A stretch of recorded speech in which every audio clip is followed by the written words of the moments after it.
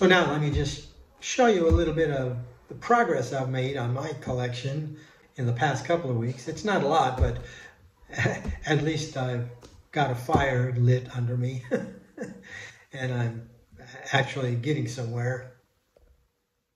So let me see if I can give you a brief overview of my personal collection now, where I stand. I've been spending a lot of time this month just sorting everything because I had everything. So when I left the States, I stripped my albums, everything that was mounted on pages. Here's just a couple of remnants, as you can see, still on the pages, but I took everything out and just put them all in plastic bags. And of course, everything got out of order. So I've been just spending a lot of time restoring order. There's, well, that's empty now, but some more envelopes full of stamps. This is, I had a label. What do we have? This is full of Poland. Oh, I don't know if there's any particular theme that goes with this batch.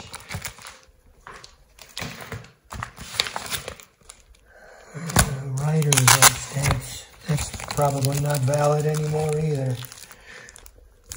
That's just Germany.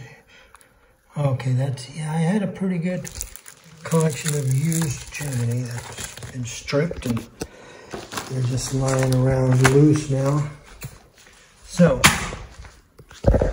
all right, so like I said, I've been just spending the last few weeks restoring order. And what I've gotten so far is a stock book where I've got, these are my American writers on stamps. Don't forget John Steinbeck.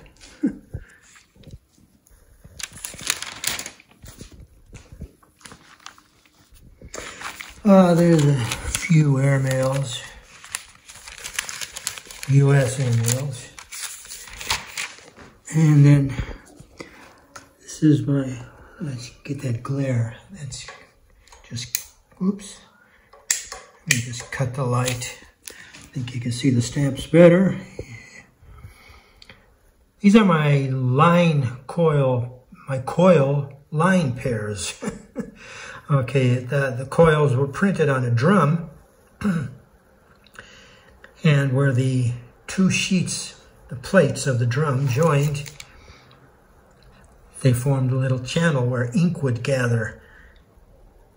And you can see on the perforations, oh, where's my finger? There, see, you can see a red line going through the perforation holes, the perforations. So that's where the plate joined on the printing drum.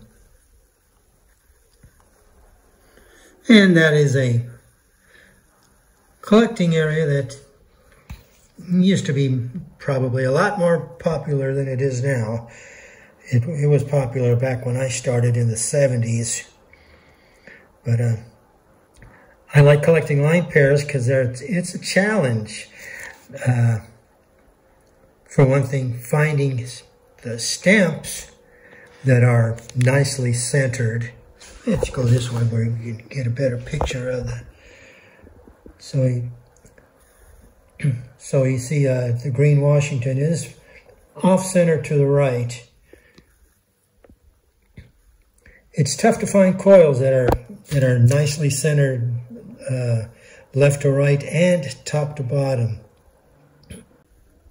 But anyways, when you're collecting line pairs, the ideal is to find the stamps that are nicely centered left to right and top to bottom, and to find the joint line bisecting the perf holes as nearly perfectly as possible. So these are called joint line pairs. And I'll have a separate video on that sometime in the future. Oh yeah, the Stickney rotary coil, which I did a very early video on. If you just check back through my table of contents, you'll just look for the rotary coil, Stickney rotary coil episode. That was the Stickney rotary press was sold to several other countries, and Sweden among them. And so you will also find line pairs among the stamps of Sweden.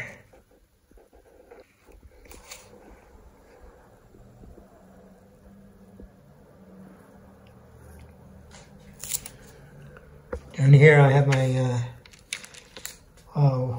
Great Americans series. That's the longest series, time-wise and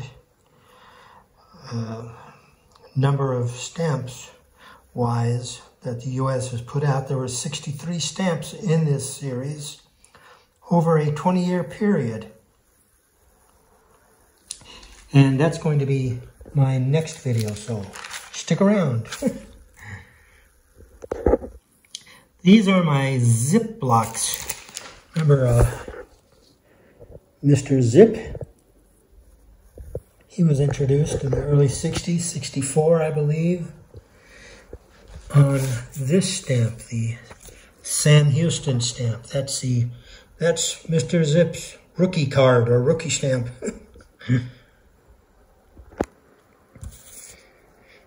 And that's a fun collection to put together because there is a finite ending to this collection also. I can't tell you right offhand when Mr. Zip finished, but there are four different versions of Mr. What am I doing here? There are 4 different versions of Mr. Zip. This one where he's leaning forward and scooting along. This one where he's howdy. And this one, where he's standing upright. And the 4th one I don't have right offhand. It's just a little, oh, there he is. Just a little headshot of him. So,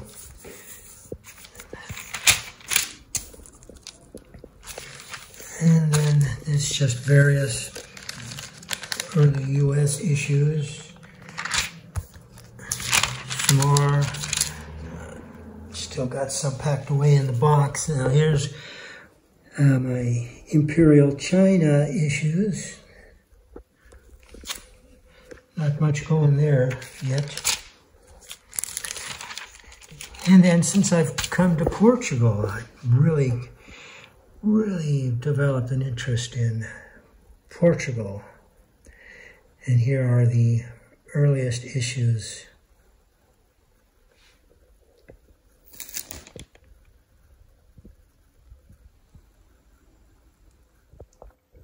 And then, as I said, my number 1 collecting country is Germany and colonies. So here are some of the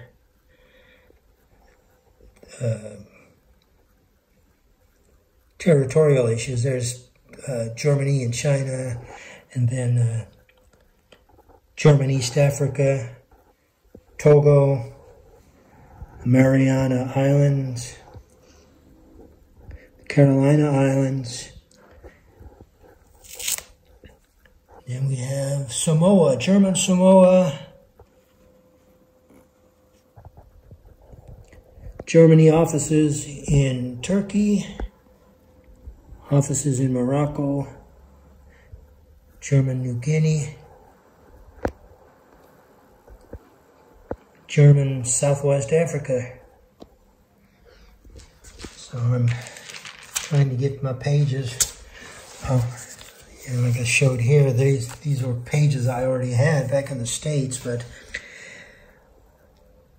I cut them all off. I cut them all up to make it easier to transport everything and to keep the weight down.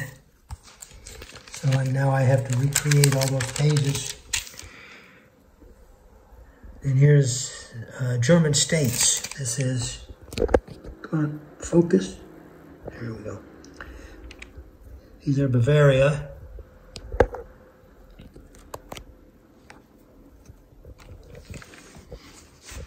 And we have Baden, Bergdorf, Hanover, Thurn in Texas,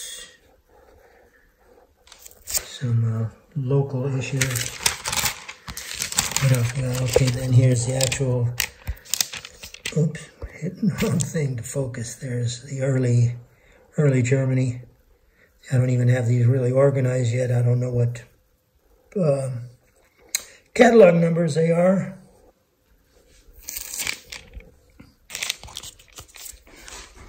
Oh, and then in this little envelope, you can see it's marked calendar. Those where I'm getting the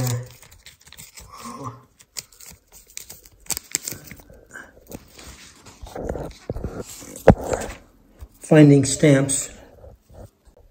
So these I'm finding Germania issues that have clear date stamps, and I'm finding one date, one example of each date, and I have, I don't know if I actually have the pages still or if I got rid of those for the weight issues.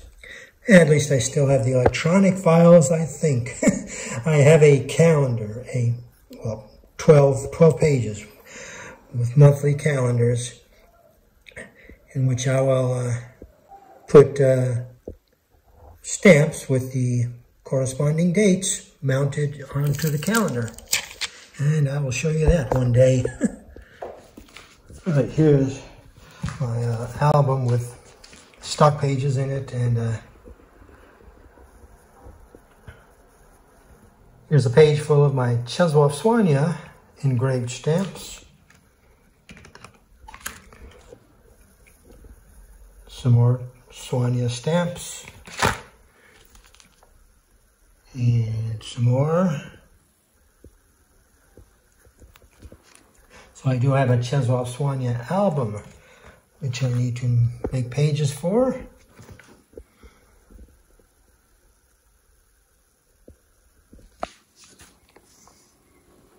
And here's the last page of Słania stamps. Don't know if you're not familiar. This is the largest engraved stamp in the universe from the year 2000, and this was Słania's 1000th stamp. Real special edition.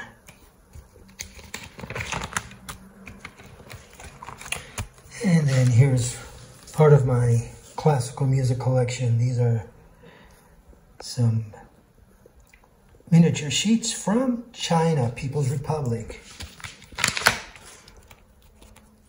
And there's some blocks from the sheets from Beethoven and Johann Sebastian Bach. More classical music. More classical music. Old Mozart up there. More Beethoven. Let's see, this one is, you see, there's old Wolfgang Amadeus. Oh, come on out. Uh-oh. Oh. Okay, it's not the stamp sticking, it was the mounts sticking to each other. So this, what do we have here? This is old Wolfgang Amadeus Mozart. But if you look on the inscription, they're calling him Ludwig von Beethoven. That's crazy. Of course, there is Ludwig right there.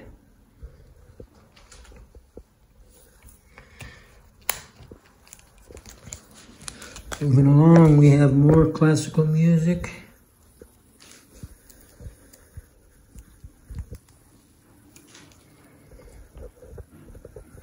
More classical music.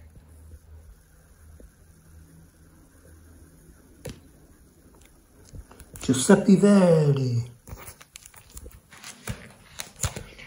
More classical music.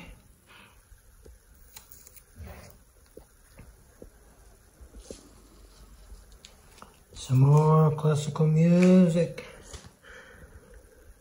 for Beethoven's 250th birthday. They put out this actual record stamp. You see, it is a €4 stamp. That's the very center of the stamp. Can be removed on the perforations, and you're still left with this vinyl record you can play.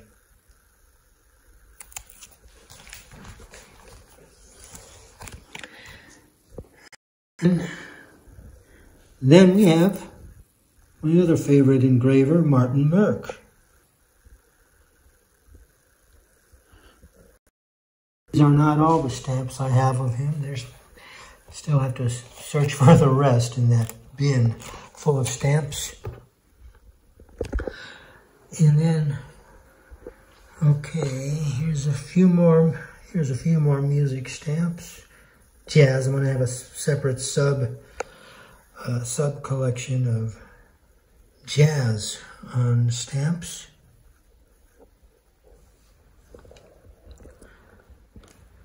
And I showed you my American literature stamps. These are world literature. George Bernard Shaw, some Chinese literature.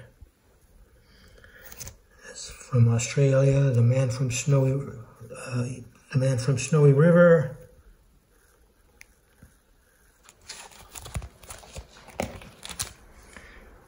A few more world literature sheets.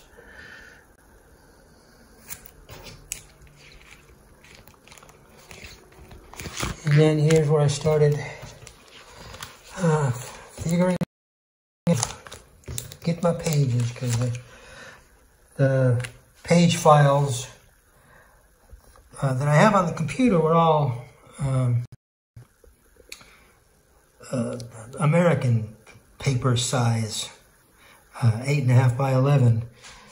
The A4 pages used here are a little bit narrower and a little bit longer. So as you can see, there's quite a, this page is actually a American 8.5 by 11, formatted to fit that. Printed out on A4, and you come up with very large margins at the top and the bottom. I don't like that. Oh, here's a few airmails I tried out on the pages. There's my the zips, a few more airmails, another page of airmails. Okay, now here's the page I'm going with now. I don't even remember where I found it. Oh, I just had a file on my on my computer labeled stamp border, and it turns out it fits this A4 size paper. So here is my Vacationland Austria set. You can find a from way back when that I did talking about this set. This is one of my favorite sets. It started off with regular stamps, and then rate change. Instead of simply overprinting them with the new value, they had a contest with that they took to the art.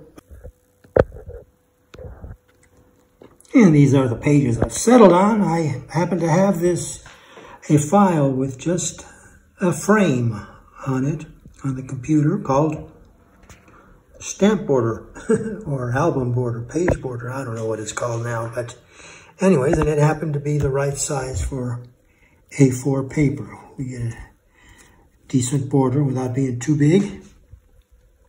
So I checked it out on this set. This is my Vacationland Austria set, which, if you haven't seen the video, I've got one on it from my early days, Go ahead and check it out. I really love this set. Let me take it out of the page. That's another thing I want to talk about in just a minute. Are these vinyl pages, these sleeves. But anyways, this was the set of stamps from Austria, called Vacation Land, Austria. And when they went to a new postal rate, or postal rates, they obsoleted a lot of their old stamps, and so they had them overprinted with the new rate, 55 cents. So they had them overprinted with the new rate, 55 cents, and they obliterated the old rate in a very artistic way. And this was the first one to be done in 2004. And the artist, back up a little, drew in a basilisk over the old rate.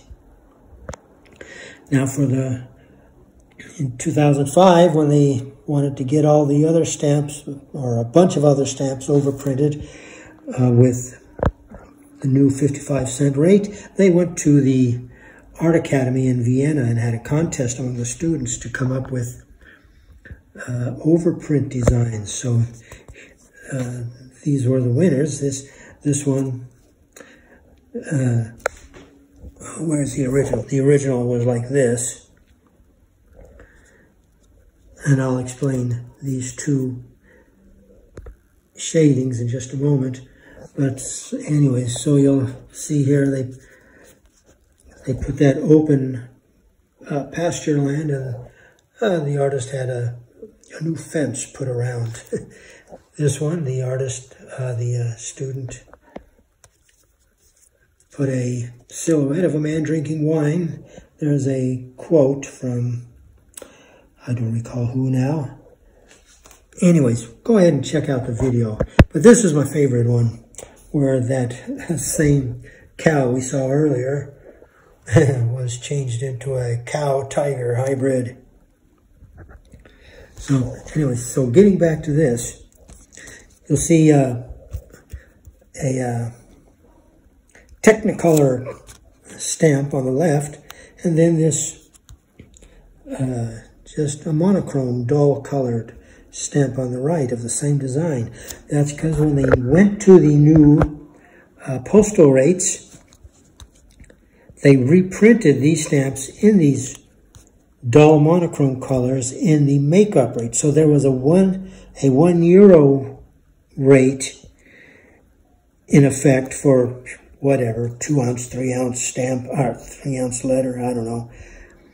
And so they added a 13-cent value to add to the 87. That's a makeup. That's called a makeup rate stamp. Oh, my back's killing me. I need to sit down. Okay, that's better. So, and at the same time, they printed the makeup rate stamp in this dull monochrome color to make it easier to match up which two stamps make up the new rate. And you'll see it, the same thing here with this pair. This €2 3-cent stamp matches up with this 7-cent stamp to make up the new €2 10-cent rate for something. And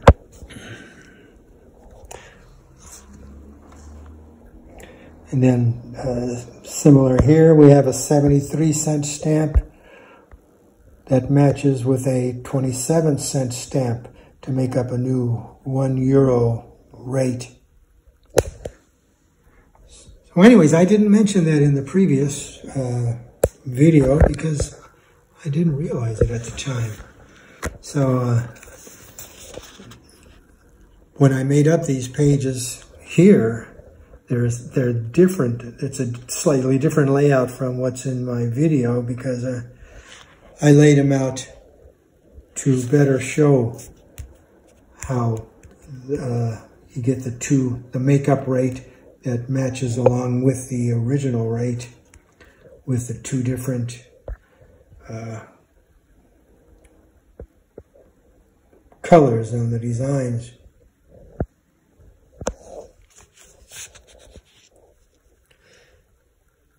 And this is just the set of overprints on their own.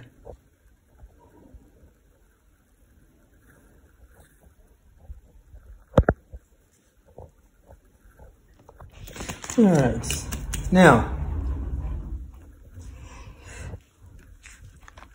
one thing I don't like about these document sleeves that I have the pages in is that it does put another window between you and the stamp, another layer of plastic, because we already have them in mounts with a plastic cover, and then just sticking them in that sleeve. I mean, it's not a real big deal, but it still takes away a little from viewing the stamp, having that extra layer of plastic. So one thing I'm looking to do here are some of the test pages I printed out. So here's another one I tried, but of course that's, again, American letter size. And anyways, it's probably a little bit too ornate, so that was a no-go on that one. That's my blank paper. I found the nice ivory paper, though, that I like, that I used in the States. So that's good. So now here's my idea to eliminate the extra layer of plastic. And the one thing about A4 paper is that it's already narrower than American letter size, and then to hole punch it and, you know, make a correspondingly smaller stamp mounting area is going to, you know, take away a lot of room, and also makes for a little bit of a kind of an unbalanced look, I think, having the page be that far in and you have so much album still sticking out. So what I'm thinking of doing is, I've tried it out here, is take those document sleeves and I take my paper trimmer and just cut the holes off, leaving about 1/4 inch of the document sleeve there. And then, see, get a better look here on the darker background. You'll see where I've taped the album page then to the edge of the document sleeve. That way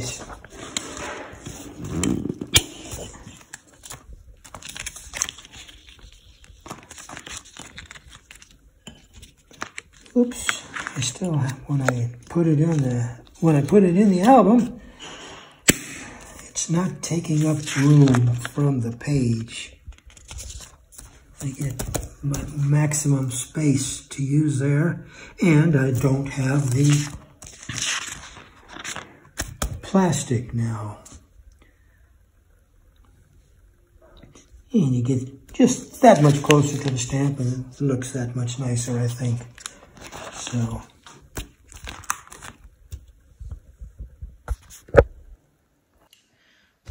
that's where my collection stands right now. And I'm going to get busy on it. Like I said, this last month was kind of busy for me. I went traveling, and then I don't know if you realize it, I belong to the Internet Philatelic Dealers Association, and I'm the editor of the newsletter. And the whole last week of October, maybe even more. I was busy trying to get that out, so I didn't have much time to work on my personal album. So now I've got another 2 months before my next newsletter deadline. So I'm going to get cracking on my album, get some more pages printed out, get some more stamps mounted, and also I'll have another video for you in just a couple of days on that Great American series I showed you. I've mentioned before, and I made a video on the famous women of Germany, and that Great American series reminds me an awful lot of that series, with just a simple portrait and a monochrome engraved design. It's just really gorgeous. There's 63 stamps in there, and there's a little bit of information to be told about that, and that'll be in my next video, so I hope you'll join me then. Until then, this is Ted the Talking Stamp Collector wishing you all happy stamping.